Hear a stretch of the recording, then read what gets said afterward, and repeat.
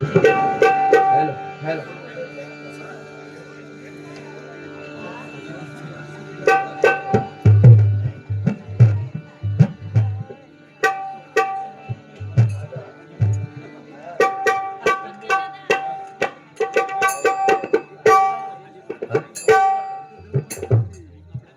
सगळ्यांना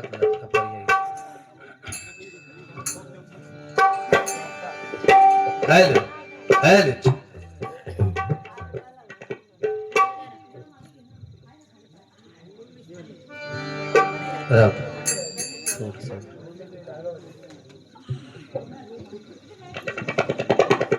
हॅलो.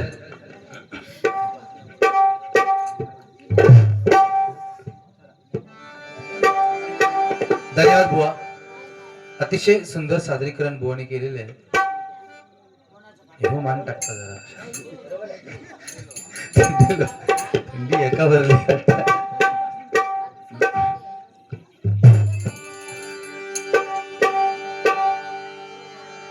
जवळजवळ 1:45 होऊन गेलेले असू देत, पण थंडीत सुद्धा आज माझे मायबाप श्रोतेजन थांबलेले आहेत. एकदा जोरदार टाळे होऊन जाऊ देत, है की नाही बुवा? सुंदर सुरुवात आपण केला त्याबद्दल काही वाद नाही. ज्या राजाच्या पदस्पर्शामुळे आज आपण भजन पूजन कीर्तन करतोय, प्रथमतः त्याच्या गाण्याने आपण सुरुवात करणार आहोत. बुवाने गाण्याला सुरुवात केली होती काय? अरे घर में भाई कहीं ना, अरे घर में भाई कहीं ना गूंजेगा, मेरे भारत का बच्चा बच्चा, मेरे भारत का बच्चा बच्चा, जय जय श्री राम बोलेगा.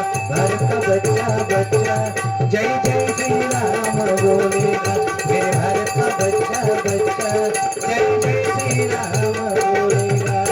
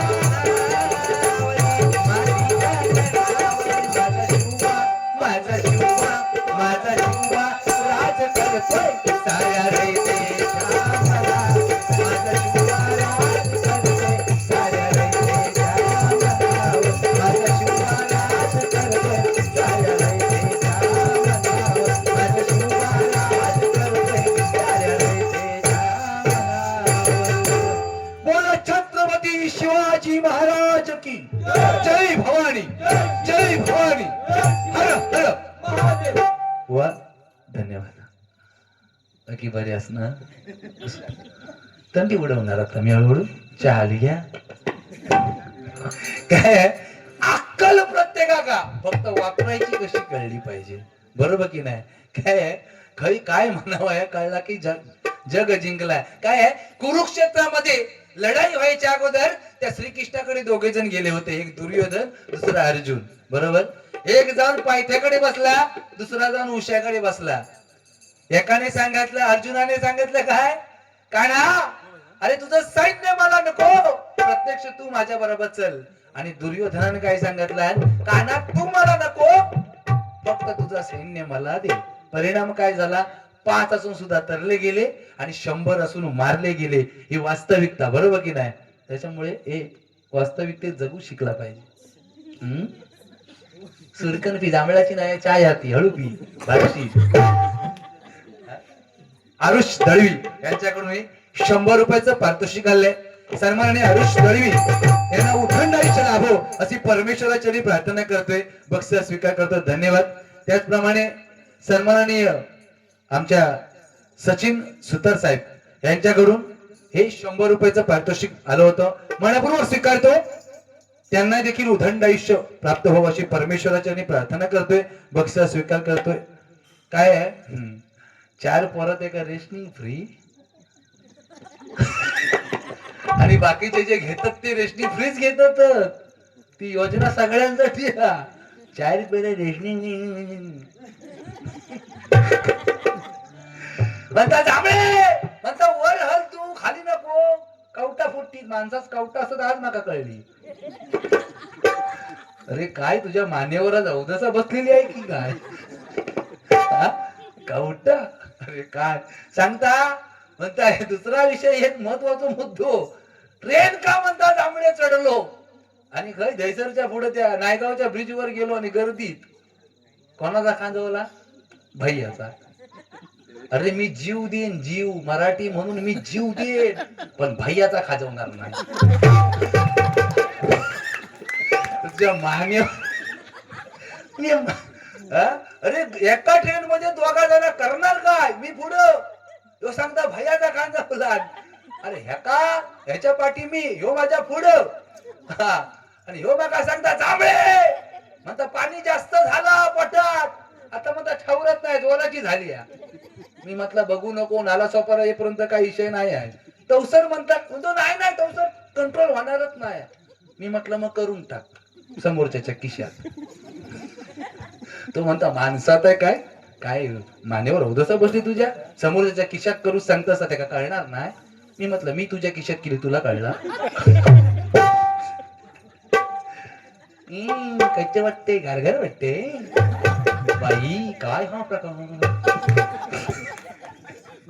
बकरी माळ माझ्या आजीची माळ आजी घराचा घरपण आहे बरोबर की नाही अरे शाळेत असताना मी लय खट्याळ एकदम दररोजच्या दांडिया क्रिकेट साठी एक दिवशी गंमत केली आलो अर्ध्या शाळेत ना घराकडे आणि बाई चाप्टर त्या मागणा बघू केल्या आणि मी काय केला असं आलो आणि मागच्या दारात गेलो खेळाय तवसर आजी इकडे बसली होती माग खेळतोय आजीन आवाज दिला अरे म्हणता गाण्या झाला काय म्हणता रे मास्तरनी आता तुझी लप मास्तरनी आता फक्त एवढीच म्हणाल्या बरोबर बॅग ठयच टाकली गेलो आणि पहिले आजीची बकोटी धरली भुतुरल्या खोलीत नेऊन बंद करून टाकली ती म्हणता अरे दांडी मारून आलंस तू आणि लपवतो माका किती आहे मी म्हटलं मेलच आज तू मेलेल्याची थाप मारून घराकडे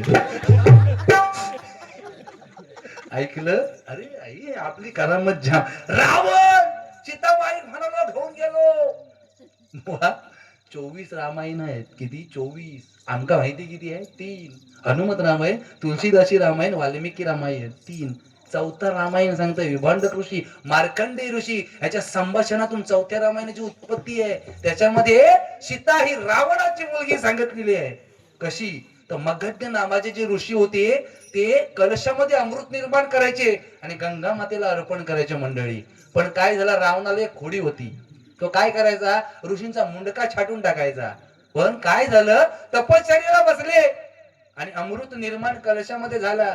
जर माहिती पडलं असतं ना पियाला असता, पण अक्कल नको, खळ वापरायची कळली ना. गेला आणि मुंडका छाटला, छाटल्याबरोबर रक्त उडाला, त्या कलशात उडाला आणि तो कलश तसाच घेऊन गेला लंकेत आणि दिला मंदोदरी. मंदोदरी म्हणजे साधी पतिव्रता नारी नाही बाबा, ती 5 पतिव्रता नारीमध्ये श्रेष्ठ नारी. राक्षसाची होती तरी पण ती श्रेष्ठ होती. तिने काय केला, ह्याच्या जाचाला कंटाळली होती. रावणाने सांगितलं ना, जहार विष आहे या तसाच ठेव. रावणास वाटला होता की विष निर्माण करता येऊ माणूस म्हणून. सांगितलं आणि ह्या देवास्ती मारायसाठी विष आणलाय, ठेव तसाच, कोणा टाकू नको. आणि निघून गेलो बाहेर. मंदोदरी कंटाळली होती याच्या जाचाला. काय घेतला, घटा घटा त्या वर केला. तिला वाटलं आता आपला संपला, पण उलटा परिणाम झाला. तीर्थाटनाला निघून गेली 2 दिवसात, मेली नाही. तीर्थाटना तेव्हाची वेगळी होती. 8-8, 10-10 महिने तिकडं. आता सारखा नाही, सकाळी गेला संध्याकाळी पाठी आला. ह्यो विषय तेव्हा नव्हतो. ऐकलास बाबू?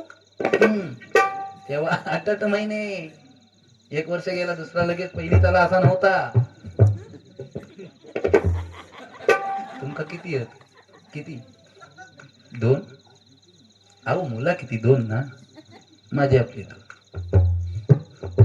मी सांगितलं, माका विचारलं त्या दिवशी एकीन किती पोरा, म्हटलं बाबा 2. कसं? एक पहिलीला आहे आणि एक दुसरीला आहे. ती टेन्शन मध्ये आली. अगो म्हटलं तसं विचार करू नको, त्या गणपतीच्या बायका 2, रिद्धी निषिद्धी, माझी एकच. फक्त एक पहिली तर आता माझी पोरगी आणि पोरगो दुसरी था, असा म्हणता विचार कर. विचार करणार कसो पण करता. उमेदवार नको तो, भांगा देतो उमेदवार. रात्री 1:30 वाजता पक्ष खैचो उघड असता.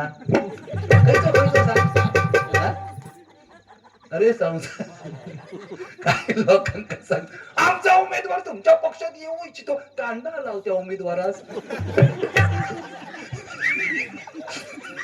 रात्री 2:30 वाजता उमेदवार ते चावलटगिरी लावल्याची. काय झालं बघा, त्या मगध्य ऋषींची जे काय रक्त उडाला तो कलश तो पियाली. आणि काय झाला, शेती खरी मंदोदरी तीर्थाटनाला निघून गेली. काय झालं, ती तीर्थाटनाला गेली खरी, पण तिच्या पोटामध्ये अमृताचा देह वाढायला लागला. आता ती विचारात पडली, जर हा देह घेऊन जर मी माघारी गेलो तर रावण म्हणेल ह्या पाप कोणाचा आणलं. पण ती पतिव्रता नारी तिनं काय केलं, ते एका शक्तीने, आपल्या शक्तीने तो देह बाहेर काढला आणि एका पेटीमध्ये टाकला, पेटीमध्ये. आणि ती पेटी सैनिकांना आदेश दिला, जावा आणि कुठंतरी पुरून टाका. ती पेटी पुरली गेली शेतात. आणि जी नांगरताना वरती शेतातून पेटी आली, त्या पेटीमध्ये सीता भेटली. ती जनकाने नात्याची मुलगी झाली बुवा. कारण अमृताचा देह मरू शकला नाही, तो वाढला. ती जनकाची त्या नात्याने मुलगी झाली. पण मंदोदरीच्या पोटातून तिचा जन्म झाला म्हणून नात्याने रावणाची मुलगी आहे. लक्षात ठेवा, विषय महत्वाचा आहे. बाकी सुंदर बुवा, काय नाही. तुम्ही चुकून सुद्धा वाईट काय बोलला नाही, तर माझ्या जीवास लागला. 20 रुपये किलो बटाटी बनाला, निदान पावते तरी म्हणायचे. अरे हो गुलाम सुमार असो दिसतात असो नाही. एवढा आळा सांगतात, आमळ्या एवढा आळा मारलं. अरे स्वतः एवढा मारला. या सुमारा शाळेत असताना हुशार गुलाम आहे हो, पण खेळात 1 नंबर. सांगितलं नाही मागाची लहानपणी की सगळे म्हणायचे, आई म्हणायची घेऊन जाणार परवडत नाही, पण 2 दिवस बायकोन पाठवणार. कशी पाठवील, कशी पाठवील बायको सांगा ना. इथे केच विंचरना परवडतील ती का? ती स्वतःच विंचरेल की तुमचं विंचरेल? बाकी सुंदर, रागवू नका अजिबात. असं काय होतो रे मी, असा होता बंगला वयाच्या मनात, इसराक झाला. खेळात हुशार बरोबर, पण माणूस भारी. तसं पण लहानपणी सगळ्यात होतो पोर. आता बघा क्रिकेटमध्ये हुशार असतो लो, पण खाण्यात कमी नाही, तो बरोबर खातलो. पण ह्या माणसाची समाधानी नाही. काय देतील तर एवढा मारणार आळा. आणि काय झाला, अहो एप्रिलचा सीझन आणि त्याच्यात काय झाला, परीक्षेचा टायमिंग आणि त्याच्या अगोदर शाळा तपासणीची येणार. बाईने अगोदर सांगितलेला, उद्या कुणी दांडी मारायची नाही, शाळा तपासणीची येणार. पण ह्यो माणूस क्रिकेट सकाळी खेळायला गेलो, पहिलो 9:30 वाजता घरा, 10:30ची शाळा, 9:30 वाजता घराकडे गेलो. तर आजीन मस्तपैकी फणसाची शाक बनवलेली, त्याच्यात टाकून आतमध्ये जवला. ती शाक पहिले हडसला आणि त्याच्यात आणि पिठीने भाकरी बनवलेली ती पण खाल्ला. त्या दोन्ही सगळ्या एकसट झाल्याच्या नंतर शाळेत कसं तरी गेलो, वर्गात बसलो. अर्धा तास गेल्याच्या नंतर फणसाची शाखानी पिठी भानगड चालू केला.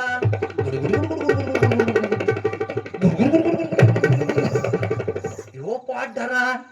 बाईं का म्हणता, बाईन ह्याचा थोबड्याला बघितलं पेंडे काय भानगड काय बाई, पोटात गडबड. बाई म्हणता हलशील काय आज, शाळा पस्तीस येणार आहे, आज हलायचा नाही. पण छे ती फणसाची शाखाने पिठी जागेवर बसू नको. गुडगुड करायला लागल्याच्या नंतर बाईने ह्याच्या तोंडाकडे बघितला नाही. मला पेंडेकर म्हणता बाई, बाई म्हणता तू करत नको, बाहेर हो पहिलो, बाहेर हो. फक्त म्हणालो दादा रे दादा, जी उमऱ्याच्या बाहेर उडी मारला ना, रांगोळी टाकीत पळालो. रांगोळी टाकीत पळाल्या बरोबर असा पान किती गेला तो उसरतोय ते शाळा तपासणी जाणारे भेटले. ए बाबू थांब, बाबू थांब. जो म्हणता थांबू नको, काय ते बोल. म्हणता बाबू थांब. म्हणता झालं काय, अरे चौथीचा वर्ग खया रे. म्हणता खै चुकू नको, त्या पिवळ्या पट्ट्यात सरळ. काय बाकी बरेच नको राघव. अरे काय ग, अरे दारू दारू काय जांभळ्याची, काय दारुडानी, काय विषय रे. हा काय विषय नाही. पण खरोखर पिणाऱ्यांनी थोडी पिवा, जास्त पिऊ नका.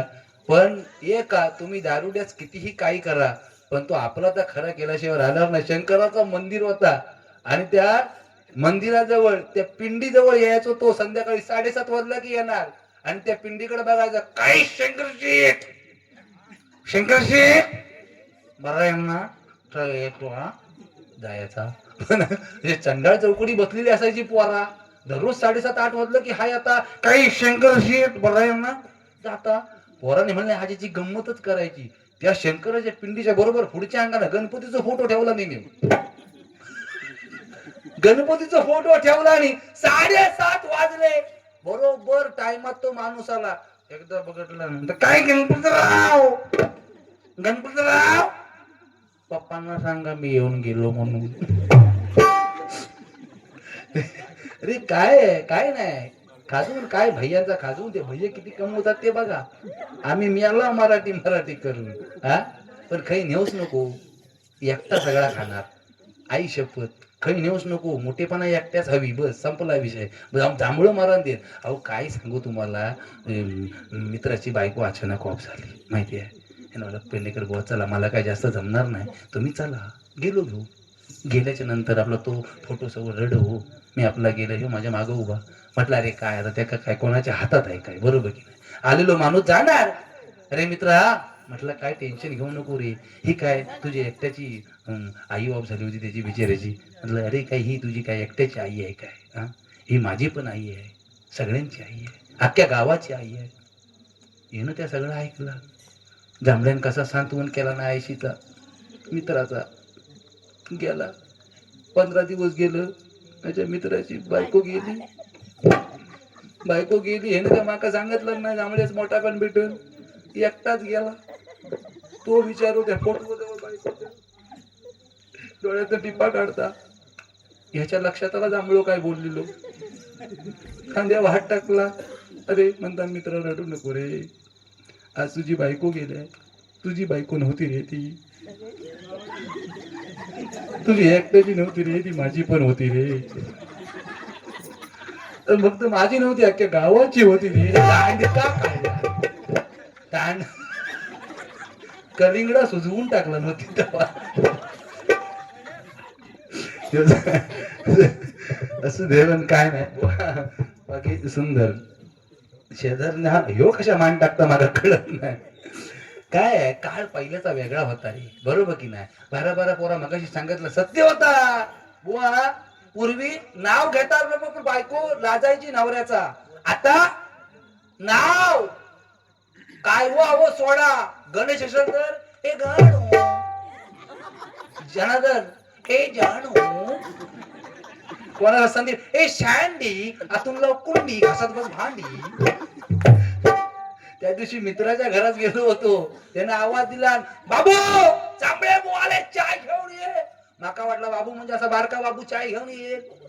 बाबू जेव्हा बाहेर, बाबू मॅक्सिम मध्ये, बाबू घनगाव. अरे तेव्हा माका कळला हो बायकोच बाबू म्हणता. बरं तो चाय घेऊन यायच्या अगोदर बाबू आतनं बिघडलो. तो म्हणता जांभळे बो आले फॉर्म सांगता चाय घेऊन ये, चाय घेऊन ये. 4 दिवस झाले घरात साखर नाही. किती दिवस सांगतोय? 4 दिवस झाले घरात साखर नाही. तुमका साखरानच वाचत नाही. आता माझ्या पुढ्यात इज्जत कशी होणार म्हणून तिनं काय केलं, बायकोचा मोठेपण करूसाठी म्हणता अगो काय घेऊन बसलंस गो साखरेचा? साखर तर तुझ्या ओठावरती, ओठावरती म्हणायच्या यातनं बिघडली. म्हणता नाही साखर माझ्या ओठावरती पण ती तुझ्या पुरती. तो जांभळं त्याला काय. बाकी काय बुवा, बाकी सुंदर. सन्माननीय जितेंद्र दळवी साहेब यांच्याकडून ₹80 ₹50 पारितोषिक आलाय. मनपूर्वक स्वीकारतो. धन्यवाद धन्यवाद धन्यवाद. बुवाने गजर चांगलं सादर केलं आहे. मी काय कितीतरीच बोललो तर ही 2 वाजलेले आहेत. बोलण्याची वेळ नाही आहे. पण काय आहे, भावाने भावाची साथ दिली पाहिजे, बरोबर की नाही? नाहीतर काय नाही होणार. 5 भाऊ एकत्र लढले, त्या कौरवांचा नाश झाला. 2 भाऊ एकत्र लढले, राम लक्ष्मण, रावण मारला गेला. पण 2 भावांमध्ये वैर झाला, वाली आणि सुग्रीव. संसाराचा वाटोळा झाला, बरोबर की नाही? म्हणून भावाने भावाची साथ दिली पाहिजे. आज या त्रैमूर्ती जो अवतार आहे ब्रह्मा विष्णू महेश, तसे हे 3 भाऊ आहेत. आज या 3 भावांनी एकत्र येऊन ही सुंदर मटी उभारलेली आहे बुवा. एकदा जोरदार टाळ्या त्यांच्यासाठी होऊन जाऊ देत. तुम्हाला उठंड आयुष्य लाभो अशी परमेश्वराच्या प्रार्थना करतोय. आणि या ठिकाणी गजराला सुरुवात करतो आणि पुढे जातो. वेळ बराच झालेला आहे. चन्नप्पा चन्नगौडा बघितला, चन्नप्पा चन्नगौडा हे ₹100 पारितोषिक. दळवी नाथ खोळा गणपती पुढे एकदा दळव्यांसाठी टाळ्या होऊन जाऊ दे. पण चन्नप्पा चन्नगौडा हे आपल्या कामाचा नाही. आपणच काय हवा.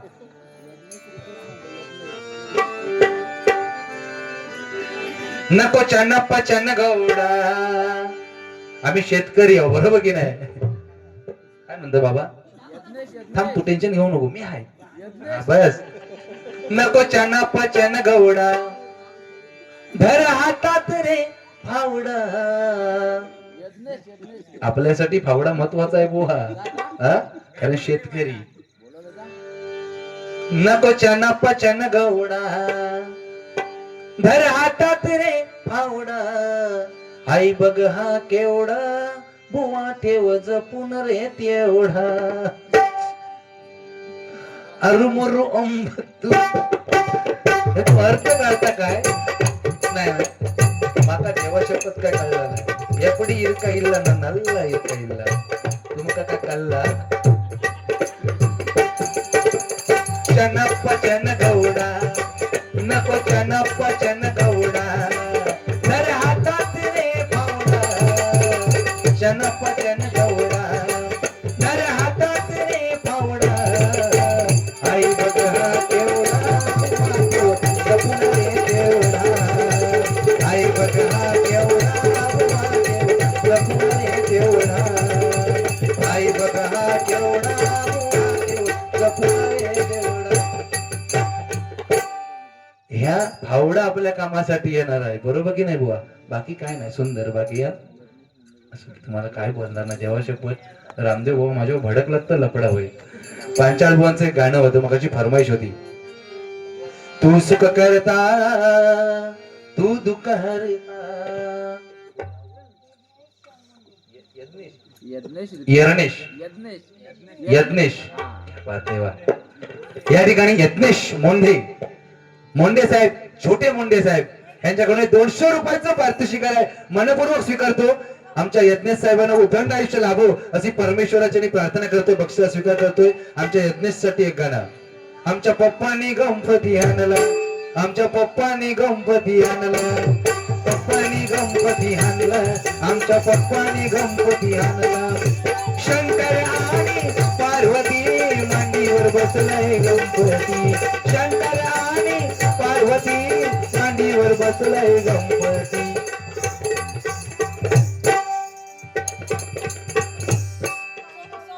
स्वराज जिग्नेश मांडवकर यांच्याकडून आशीर्वाद रुपये 101 रुपयाचं पारितोषिक आहे. मनपूर्वक स्वीकारतो. त्यांना उदंड आयुष्य लाभो अशी परमेश्वराच्या प्रार्थना करतो. म्हणतो शंकरा आणि पार्वती मांडीवर बसलाय गणपती. शंकर आणि पार्वती मांडीवर बसलाय गणपती. टुकू बघतोय चांगला, अहो टुकू बघतोय चांगला, आमच्या पप्पाने गणपती हाणला.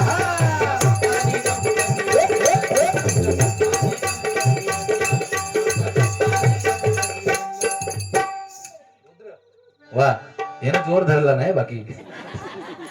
रुद्र मोंडे यांच्याकडे 100 रुपयाचं पारितोषिक आहे. सन्मान्य रुद्र मोंडे यांना उदंड आयुष्य लाभो.